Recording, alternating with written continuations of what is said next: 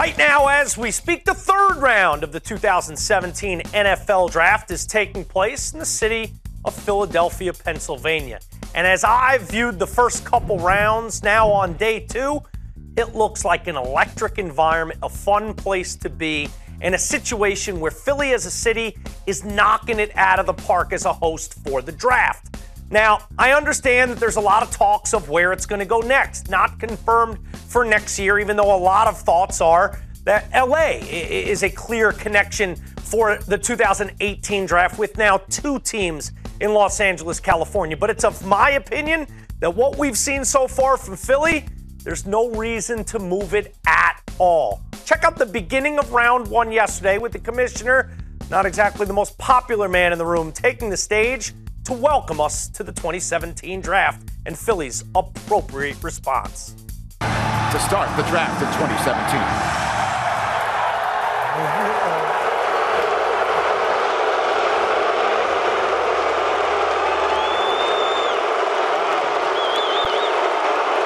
Good evening and welcome to the NFL Draft. Come on, Philly, come on. There you go.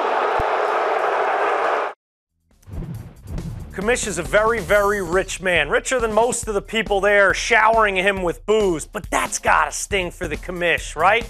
He's booed everywhere he goes. Last couple of years in Chicago, when it was in Radio City in the Big Apple, he was booed, but there's nothing like a good old-fashioned Philly boo, right? I mean, they know how to boo, and it wasn't just when the commissioner took the stage, and when Harry Carson took the stage to announce the Giants pick, or Clinton Portis for Washington, any division rival, forget anything Cowboys or Giants whatsoever, boos, boos, and more boos. And, you know, it's funny because the draft and booing has been synonymous over the years. Sometimes a fan base loves a pick and they absolutely let out a positive uproar. But there's sort of a little Philly fan in all of us. And even though a lot of people hate Philadelphia sports fans or hate those teams, there's a little sliver in all of us that love to boo, that love to let out the hate on those fan bases and those teams that are our rivals. The weird part is, obviously, we know the draft is going to go to Los Angeles. It's just a foregone conclusion.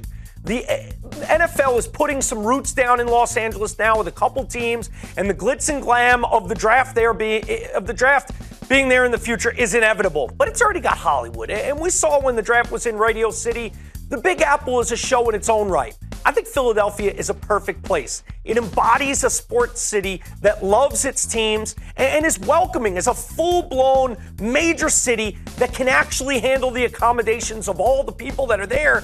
Not to mention the fact that you get the whole red carpet treatment with the Rocky Steps. It speaks to what the draft is. These underdog stories, especially as we get into the later rounds, of kids that maybe we're told they can never hear their names called in the National Football League draft.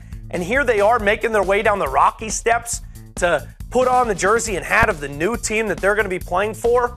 I think it makes perfect sense. And look, the NFL is going to go around and go on its tour. But in the end, once you look at Chicago and you look back at New York and LA and wherever they make their stop, I think Philly will be the one they settle on as saying that's where it makes the most sense. And I'm in total agreement.